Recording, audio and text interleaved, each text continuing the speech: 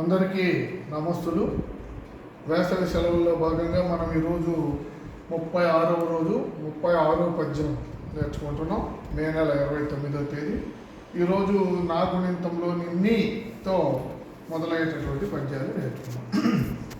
నిలిపి కుదురైన దస్తూరి నేర్చుకొమ్ము, వ్రాయవలెను ముత్యాల సరాల రీతి, చదువారలు విసిగి వేసారు నటుల, గొలుసు రాతలు వ్రాయకు తెలుగు బిడ్డ.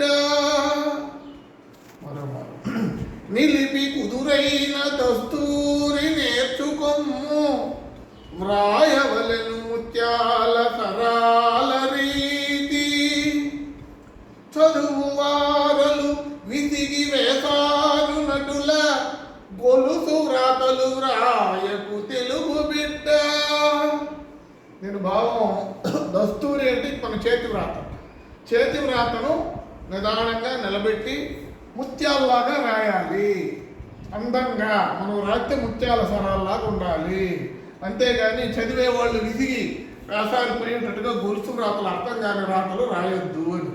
ఎందుకంటే మనం బాగా అక్షరాలు గుండ్రంగా ముత్యాలలాగా రాస్తే చదివే వాళ్ళు కూడా బాగా అర్థమయ్యేటట్టు చదువుకొని మన పరీక్షల్లో కూడా మంచి మార్కులు వస్తాయి. అలా కాకుండా చదివే వాళ్ళు విసిగేటట్టుగా రాసామనుకో, వాళ్ళకి అర్థం కానటువంటి విధంగా రాసామనుకో గొలుసు రాతలు, వాళ్ళకి అర్థం కాకుండా తప్పులు కొట్టి మార్కులు రాకుండా పోయే ప్రమాదం ఉంటుంది. కాబట్టి మనం నిదానంగానైనా గుండ్రంటి అక్షరాలు రాసే విధంగా నేర్చుకోవాలి. మన రాతలు చదివే వాళ్ళు విసిగేటట్టుగా, విసిగిపోయేటట్టుగా అర్థం కాకుండా రాయకూడదు అని దీని భావం. ఇప్పుడు నేను చెప్తాను, మీరు చెప్పండి.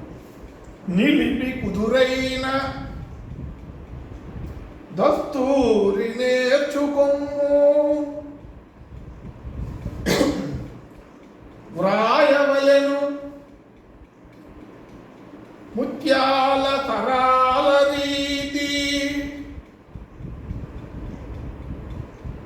చదువువారలు విసిగి వేసారు నటుల,